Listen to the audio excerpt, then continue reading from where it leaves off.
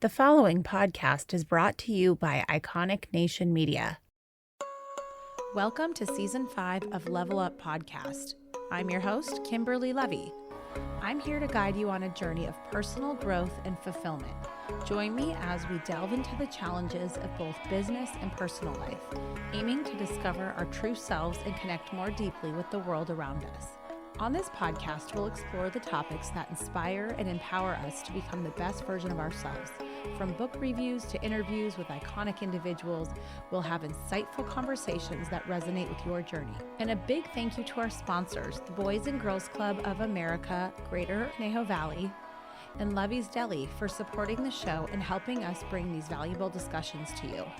Please share, rate, and review the podcast. And thank you so much for listening. You can also leave your comments at Kimberly Levy on social media. Thank you for your feedback and thank you for listening. Hello and welcome back to Level Up Podcast. I'm your host, Kimberly Levy. All right, you guys, I just want to say welcome. If you are new here, I appreciate you guys coming to listen. Now, today I am feeling pretty uninspired and I need to get you guys an episode. And so what I was initially planning on doing was reading a book by Robert Greene and then kind of summarizing it for you guys. But honestly, so this book was recommended by some podcasts I listened to. And this guy is like this master author and he's super renowned and he's written all these books. And anyway, I started reading the first one that he's really well known for. It's called The 48 Laws of Power. And apparently the book is like, has a cult-like following to the point where inmates like in jail were using it to like usurp the power of the whoever is in charge. The jail, I don't know what the jail people are called. Anyway, you get the point. And so it's actually, the book is banned in jails. So I'm like, okay, that's odd and interesting. So I start reading it and it's sort of like this very manipulative, twisted book that I did like learn from it, but it also was like weird. Like it's very like, it's all about how to get people to like, I don't know, how to acquire power and how to keep power. And I feel like it's a great book for people that are like, I don't know, in corporate America dealing with like ruthless strategic games. And I'm definitely not in that and I don't want to be. So I'm not going to give you a recap of that book because to be honest, it was a little bit disturbing. And if you have read that book, I do want to hear from you and tell me what you think. And if you haven't read the book and you're curious, take a spin through it. He uses a lot of historical references that are like way too verbose, in my opinion, and just like deep history. And so I just started skimming it on my Kindle and like highlighting it and stuff. Anyway, I did take some stuff from it and I felt like this book would have been great maybe 20 years ago for me. But anyway, that left me with the fact that I really didn't want to read that to you guys or summarize it. So now that I'm regrouping and feeling rather uninspired, I kind of went back through my home library and found 2 books that I'm going to read from. And the reason why I'm doing this with you guys is because I think part of the exercise is showing you how I approach feeling either down or uninspired or just like not strong energy. And we're going to kind of go through this together and you're going to get a sense of what I do. And basically the way that I fight to shift my energy for those of you that might be having a down day or you're not inspired or you're feeling blah or you're depressed for some reason or whatever. This is, I think, a great observation for you to kind of observe and go on the journey with me as to how I decide to change my energy. So we are going to go on a journey together. We're going to read something from John Wooden's book. So Coach John Wooden, he was an iconic basketball coach. And if you don't know who he is, look him up. But I have his book. It was actually my dad's. And I have highlighted notes. So I'm going to read some passages from there and we can kind of talk. And then I separately have this other book from Mark Manson. Every time I hear his name, I think of Charles Manson. You know what I mean? Like the killer. It's really weird. poor guy, his name, Mark Manson. Anyway, nonetheless, he's very renowned, I believe, also. And so this book that I have is The Subtle Art of Not Giving a Beep. Okay, and it says a counterintuitive approach to living a good life. So I'm going to read a little bit. And the reason why I do this is because when I'm not feeling 100% or I'm just like in a weird funk or something, what I do is I feel the feels and I kind of like experience them. Like today we had my uncle's memorial and it like opened up this whole deep can of worms for me and like was very just upsetting and emotional. And it like really put me in a weird energetic state. And I just sort of sat in that for the last several hours. I spoke to my mom and my mother-in-law about it and like kind of did that. I did the thing, but now I want to not feel that way. So I think when you're in a funk, it's really hard to change your energy and like pivot and get yourself out of it. So hopefully this is going to be a resource for you to kind of shift that energy. And if you're having a great moment, yay you. Astrologically, May is supposed to be a great month for all of us, which is great.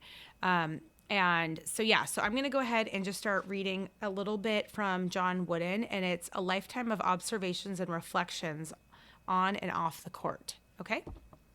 So I'm not a basketball player. I'm just an observer and student of life. So I'm hoping that this is going to help inspire you a little bit. And you guys will actually hear me flipping the pages. So sorry if you hear that noise. It might sound a little bit annoying to you guys. Okay. So I just randomly opened up the book. I'm starting with Wooden. And the first thing that I see is in bold. It says, so I just picked a random page that I opened it on. It says, help others. So I'm going to read this passage and I'll read a couple through here and then we can pause and talk about it, okay? All right, help others. Oh, the great joy there is in helping others, perhaps the greatest joy. You cannot have a perfect day without helping others with no thought of getting something in return. When we are helping others with the thought of getting something back, it's not the same at all. Sharing and giving of yourself is joyous, James Russell Lowell wrote. It's not what we give, but what we share. For the gift without the giver is bare. Who gives of himself, of his alms feeds three, himself, his hungering neighbor, and me. The basic precept of the great religions is the golden rule. Do unto others as you would have them do unto you. Simply stated, it means help others. And then he says, so Jesus said, it is more blessed to give than to receive. We say those words, but how often do we really believe them? They are always true.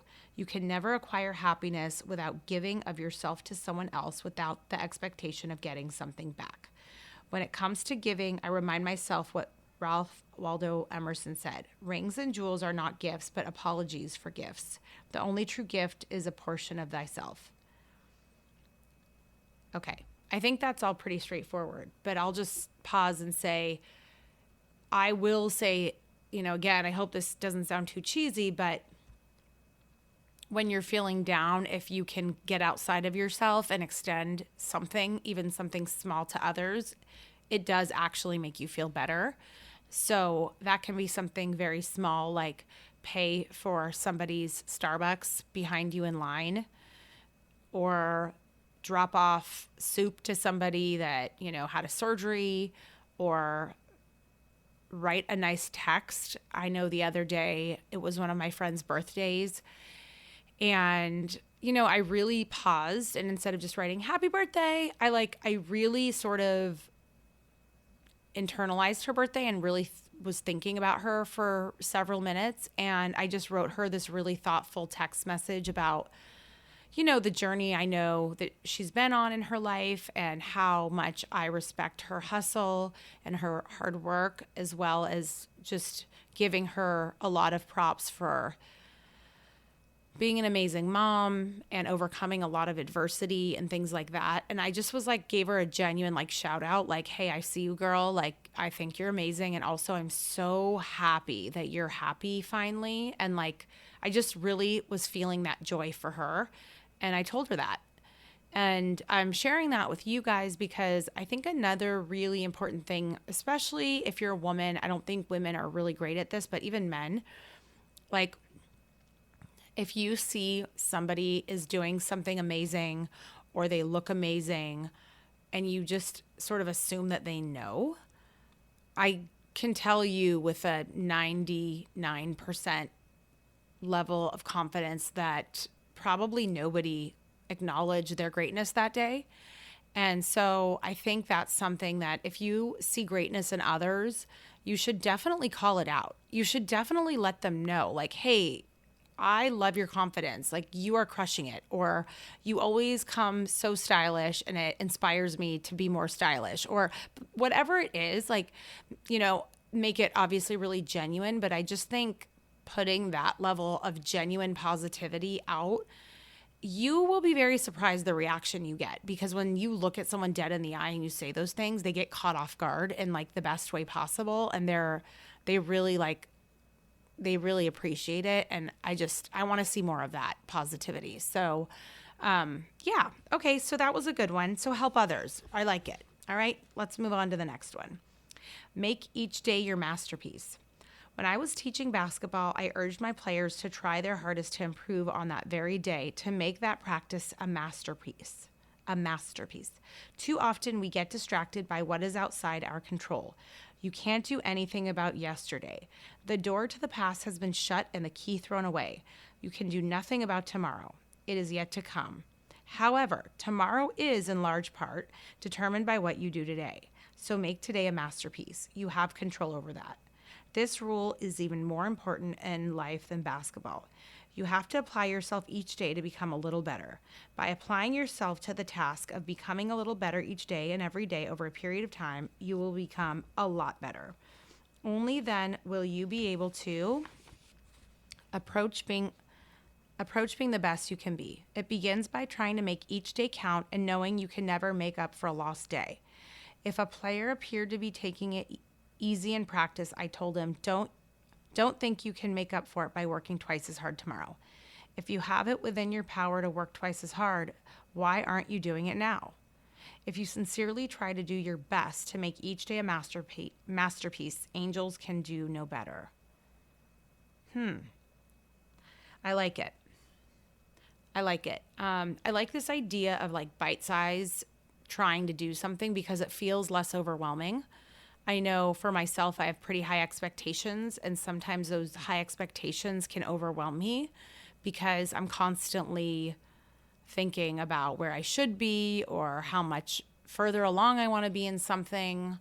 And I just think this concept of like, I like it when he says, make today count and be the best you can be today and take those small steps. And I really do believe that that is the secret sauce to greatness, one of the many. And I guess what I'm going to encourage you guys to do with that information, and this is for myself as well, because, we're a team here, we're talking through it. So what I'm taking is like, I need to come up with maybe 2 or 3 things that I'd like to just take little bite-sized pieces on and focus on those every day consistently, because I know that they amount to a lot.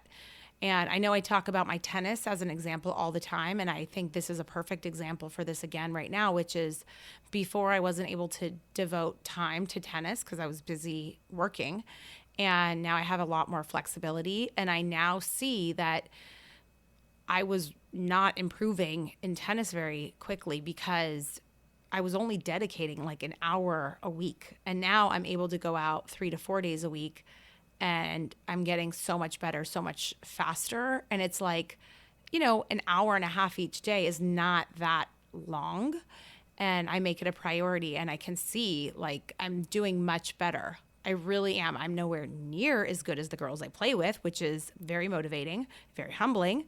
But it's just a very tangible example of like when you really focus in on something, you can truly start to see a transformation, and just sometimes it's in just a couple weeks, which is awesome, especially if you're like me, you like instant gratification. It's nice to be able to see a transformation. Another example is like fitness, like starting to run, starting to lift weights, which is becoming increasingly important as we age. You'll start to see like your skin is tighter on your muscles when you start lifting weights, and you can increase your weights as you continue every day and you consistently do it, even if you make this like a 10-minute workout or a 15-minute jog, if you do it consistently, more days than not, you will see a huge transformation. I think that's true of, anything else. Like say you want to start a podcast, just consistently putting out content. Before you know it, you have 120 episodes. So I think just this concept of truly like just not kidding yourself and coming up with like I guess I'm pushing you to ask you, what are 2 things that you can focus in on that make yourself just a little bit better each day? That can also be something like, adding a vegetable to every dinner for your family. If you haven't been, say that you're off the eating horse or you haven't been cooking as much, or you can say, another thing is maybe cook, decide that you're going to cook 3 days a week. Another good self-care one is going to sleep at a certain bedtime consistently each night. And how are you going to set yourself up to achieve that bedtime? So here's a practical example. I have a Fitbit and I have a notification that tells me like it's time for you to go to bed by 9:45. Now, since then, I started going to bed earlier and earlier because I actually want to get up early. So I actually changed it from 9:45 to 9:15, and that's indicative of the fact that I started getting myself into this practice of going to sleep early, and then I was able to really go to sleep earlier and earlier. And so I gave up TV at night for the most part. And some nights I go to sleep later and I wake up later and I don't feel as good, but it's fine. Like I don't beat myself up or something. But the point is that I think going to sleep early is a really great self-care hack, especially if you are spread very thin. It's such a great way of getting recharged and reinvigorated for your next day and just really setting yourself up for success for that next day. So to me, that's one that's pretty easy to do. But I hope you got something from that second one. Oh, this one seems interesting. I like this. Ready? Okay. Make friendship a fine art. So don't take friendship for granted. Friendship is giving and sharing of yourself. If just one side works at it, it isn't friendship. You must work at friendship. Make it a fine art.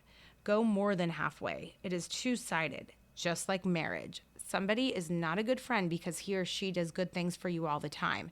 It's friendship when you do good things for each other. It's showing concern and consideration. Friendship is so valuable and so powerful. We take it for granted, but we shouldn't. At times when I am feeling low, I hear from a friend, and then my worries start to go away, and I am on the mend. In spite of all that doctors know and their studies never end, the best cure of all when spirits fall is a kind note from a friend. That's John Wooden. The first and most important step in friendship is being a friend. I love this. This is something that I really try and keep more in, like, at the top of mind. I think part of this is, there's a lot of facets to this in the sense that I have become acutely aware of friendships that are one-sided. So for example, we all have a friend that almost every interaction, it's about them. Now, I am one of the most compassionate, loyal, diehard friends you'll ever have. But I have learned over the years that sometimes I'm too giving and I don't set a boundary. And I give, when I say too giving, I mean like emotionally. And I've become very good at reevaluating friendships where I start to notice that they are one-sided. Okay. Sometimes people that are higher profile are people that are like this because they're used to it being all about them. And I think that's fine to a point, but sometimes they should go back and ask you how your job is or how your family's doing, or do they remember something you told them that you were going through last time, and do they kind of follow up on it? Like, are they even listening to you if you have a chance to speak about yourself? So I'm starting with that first, because what I want to say to you is, as someone that is a good diehard friend, I think you have to one of the first things that you need to get good at is also setting boundaries with friendships. And when you start to notice that somebody is really, you're in a one-sided relationship with somebody, they never give back, then that's the time that you do the slow back away. So again, you don't do anything dramatic. You don't talk bad about them. We're not kids. And even frankly, I'm not teaching my kids to behave that way anyway. But what you do is you just let distance kind of come between you. Like, you don't have to reach out as much. You don't have to invite them to as much. You don't have to say yes to them as much if they invite you somewhere. Just creating a nice, healthy distance. And the reason why that's important is because the next part of this is really you need to be able to be a good friend too. Like, you need to be able to be there for your friends. And we have friends that are so generous with their time, generous with how much they care about us, generous with gifts, generous with just overall effort. And when you can sit back and say, gosh, they're so amazing, some of these people that have done all this for me, like, what can I do for them? Like, think of something that, not a gift, but something that really is impactful to them personally, that maybe they had an injury and you can send them food, or you can set up some kind of party in their honor, like a lunch. It could be a lunch. It doesn't have to be a big to-do, but just something that you can add value back to their life, just to show them how much you really appreciate them pouring into you. You need to reciprocate and pour back into them. And sometimes that's also just like hey, I know you hurt your back a couple weeks ago. Like, I've been thinking about you. How are you doing? Are you feeling any better? Can I get you anything? I miss you. Like, hope you're improving. I'm sorry. This sucks that you're going through this. Like, just check in on your friends and just like be rock solid like that, because as we age, sometimes we lose we will lose some family members sometimes, that as we age, you start to lose some of those pillars in your life, as your parents, your grandparents, your aunts, your uncles, they get sick and things happen. And it's just, at the end of the day, like, I look at my parents and they have so many good friends. And I do think that the older you get, the more important your friends are.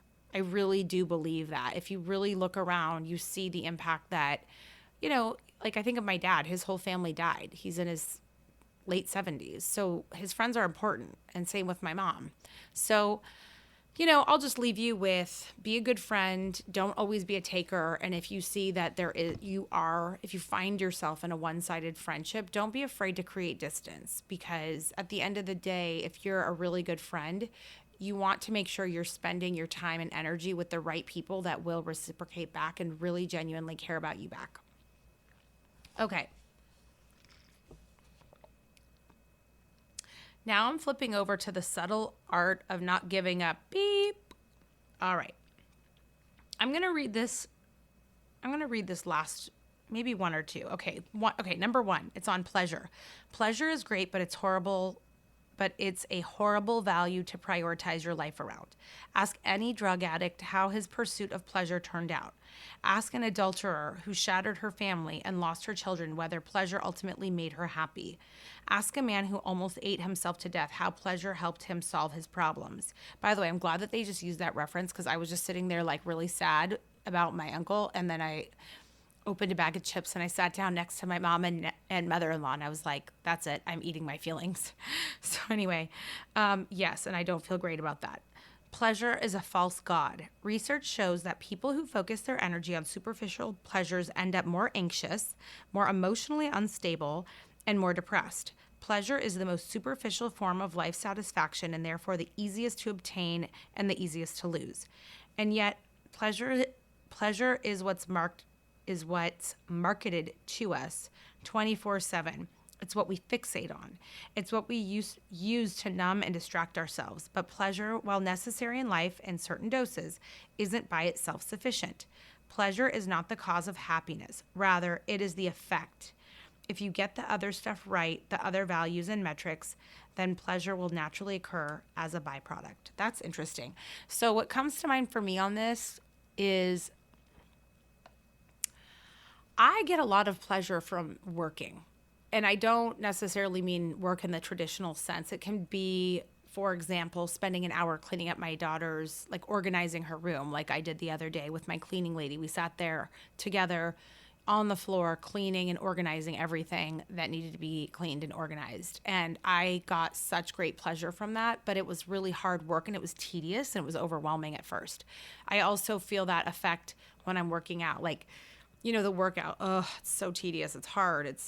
But the whole point is just the act of putting in the effort. It really does raise my serotonin. And so I actually feel like I love this sense of accomplishment by doing something challenging, even my run in the morning or accomplishing a work project. And, a lot of these things can be very overwhelming or daunting, but I will say, instead of chasing like pleasure, like, oh, I always want to be shopping, or I always want a massage, or I always, consume. Instead of that lens, I personally find a lot of joy in putting forth effort into something that I'm focused on and then doing it. Even though when I'm doing it, I'm not getting the pleasure necessarily. It's when I've accomplished it.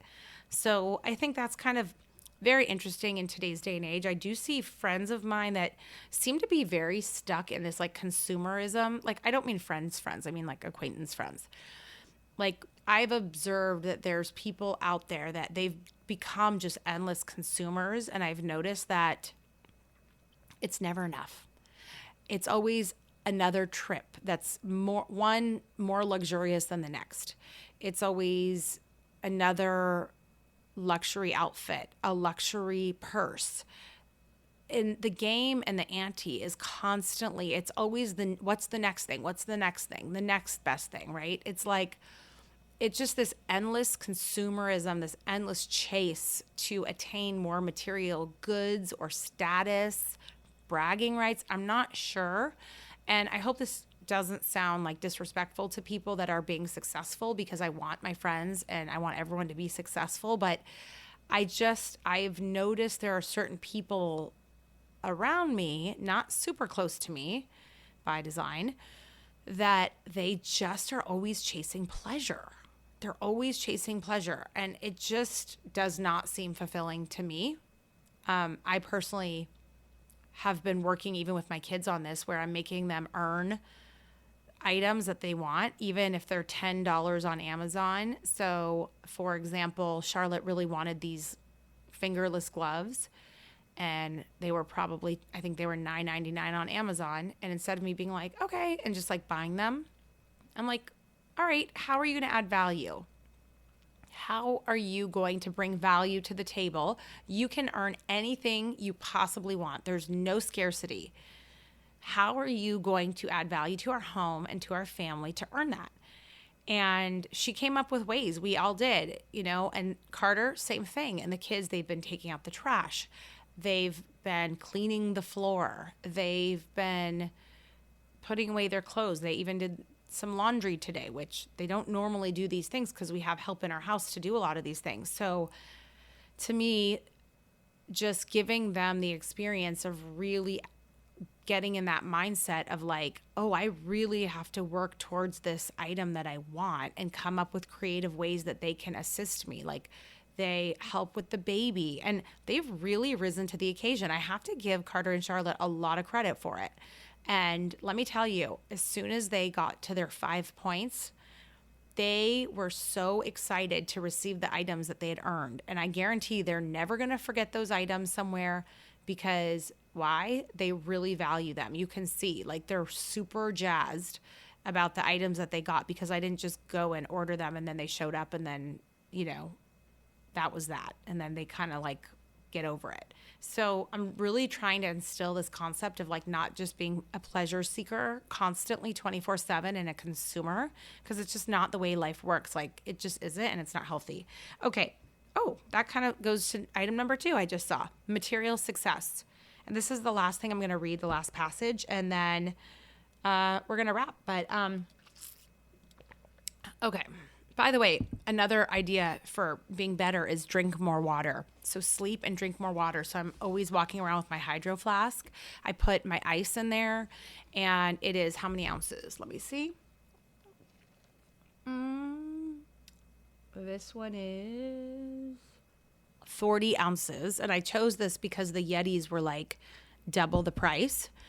And I know there's some big controversy over these. I don't really get that. But nonetheless, Hydro Flask, I like it. It was half price, and I fill them up constantly, and I'm always carrying it around. I really recommend that, and I swear it'll change your life. Your skin will look so much better, and you'll eat less because you're actually, a lot of times when you're eating, you're actually thirsty. So anyway, that was my little tangent, hot tip on easy ways to better yourself.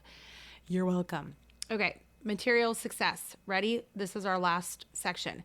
Many people measure their self-worth based on how much money they make or what kind of car they drive or whether their front lawn is greener and prettier than the next door neighbors. Research shows that once one is able to provide for basic physical needs, food, shelter, and so on, the correlation between happiness and worldly success quickly approaches zero. So, if you're starving and living on the street in the middle of India, an extra $10,000 a year would affect your happiness a lot.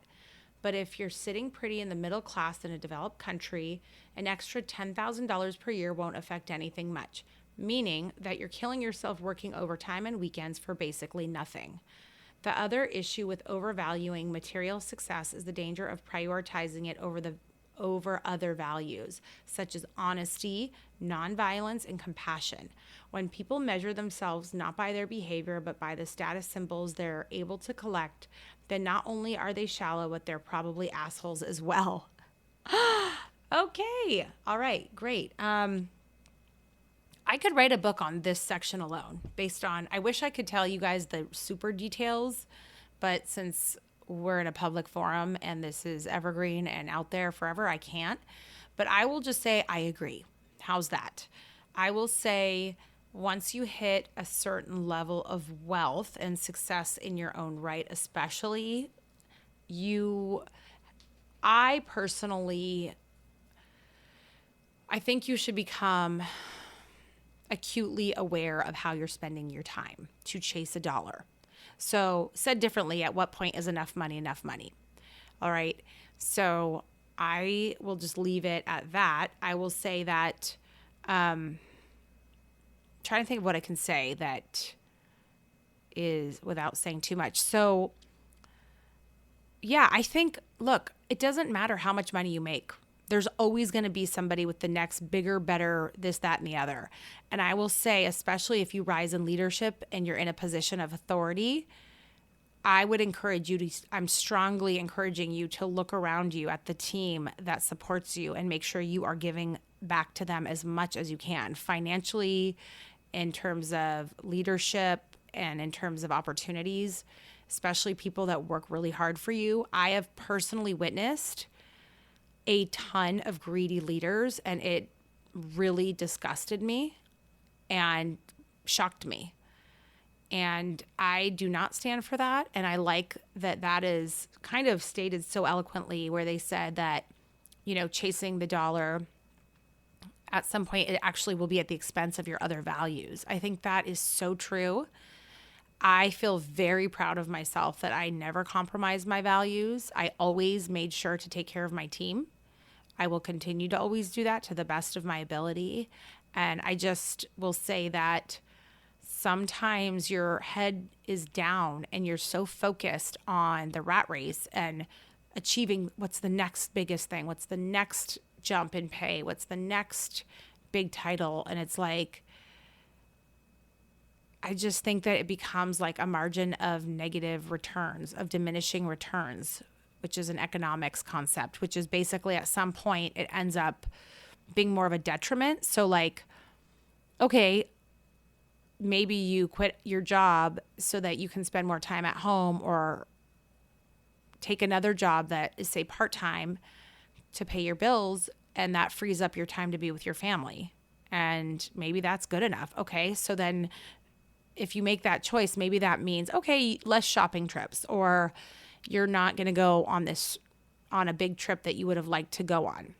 But like overall, you're preserving your energy and you're spending your time, which is your most valuable resource.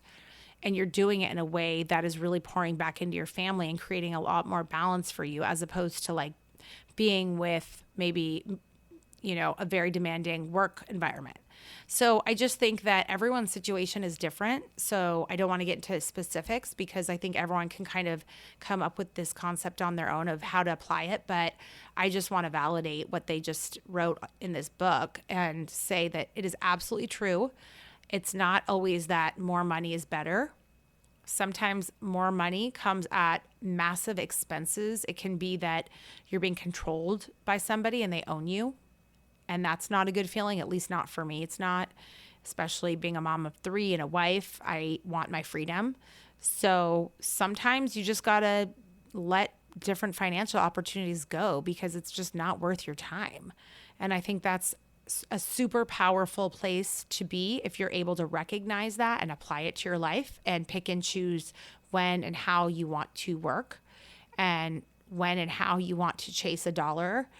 And like I said, even if you come up with your biggest job you could possibly dream up, I hate to say it, but Jeff Bezos is still out there with his gazillions of billions of dollars. And there's always going to be 10 people underneath him, right, that are wildly successful, and that's amazing for them. But just be careful. I'll just say be careful how much you chase material things. Be careful how much money you chase and what you're willing to give to chase the money. I will say I don't care what car my friends drive. I think if somebody pulls up with a nice car, I'm very happy for them, and I think it's awesome. No slight on them whatsoever. At the same time, if a friend shows up in, a car that's not as nice, I don't care. It doesn't affect me. It doesn't define how I think of my friend. What defines my friendship is how they treat me, right? Just like we talked about. So just really contextualizing that for people, material items is not where it's at. And I think that it's wonderful to achieve your material goals. Like I remember my first material goal was like to drive a white Mercedes one day. Because remember, I was kind of like a latchkey kid. So not poor, but like just not a lot of extras, right? Not a lot of abundance going around. And that drove me to have very specific material goals. And I feel really proud that I've been able to, on my own, achieve a lot of those goals. Buying a Louis Vuitton purse, right? Like I don't need 20 of them. I don't. I know I'm the only woman that would admit that. But I don't define myself by my number of purses or the labels I wear. I mean, for the most part, like I don't know. I'm kind of a minimalist because I don't think that is where life's at. I think if it brings you joy and being stylish brings you joy, like absolutely go for it. I just think that people really take it too far and they really lose sight of what's important and they start looking at, oh, look at her shoes. Oh, look at her bag. Oh, at this, that, and the other. And it's like the whole Instagram world. And I just like, it's just like not where it's at. Once you have hot tip, once you have that material thing, it doesn't continue to bring you the same amount of joy. And especially as you get more and more of it. So, by your 11th, 12th, 15th Louis Vuitton bag, you're not getting that same level of butterflies you got when it was your first. So if you think that I'm wrong, please let me know. But that's just my vibe. I don't think chasing material wealth is it. I think having goals, financial goals are amazing. And I think saying, oh my God, I would dream to have a blank, maybe you want a Rolex, maybe you want your white Mercedes, maybe, whatever it is, maybe you want that trip and you've been dreaming about it for 4 years. Like I want you to get what you want. And I want you to earn it and I want you to go enjoy it. But at some point, enough is enough. So don't get lost in material things and don't get caught up in, judging people based on their material success because the truth is, it doesn't actually affect you. So my friends that are incredibly, ridiculously successful, I'm so happy for them. And I can love them the exact same as some of my other friends that don't have as much money, and it really makes no difference to me. It does not. I just want them to be happy, and I want a great friendship, So anyway, thank you for coming on this journey with me of shifting out my energy. I already feel much better. I hope you understand the exercise now, which is if you're not feeling amazing, you're in a funk, you're just not inspired. Maybe you're just like even and you're not inspired. Like, go find resources that shift your energy in the most positive way. Go find information, books, podcasts, people, something that elevates your game, that makes you think differently, that brings you back to gratitude, that does any of those kinds of things for you and really fills up your cup. And, hopefully that kind of gets you out of whatever funk you might be in and kind of gets you back into a mode of being inspired. I didn't want to come on here and be like, rah, rah, I'm inspired today. Like, I'm not. I was not inspired today. So thank you for letting me be raw and real. And I do feel so much better. And I hope you do too. And again, if you could please, the currency for me in this podcast is not dollars. It's just you letting me know that you like it. And Rachel Zusser, my friend Rachel, she is a huge, successful producer. She said to me the other day, she goes, I love your podcast. She goes, I want to be on it. I'm like, I want you on it. So hopefully I'm going to get her on it. But her just saying, that she liked my podcast and she thought it was good just made my whole day. So can you please comment, rate, review, tag me, DM me, text me, whatever it is, and let me know. All right. With that, thank you guys for listening and have an amazing rest of your day. All right. That is it for today. Thank you very much for listening, and be sure to follow us at Iconic Nation Media and send us a direct message and comment on some of our posts so that we can hear your feedback and incorporate them into our show. We appreciate you listening, and we look forward to catching you next week.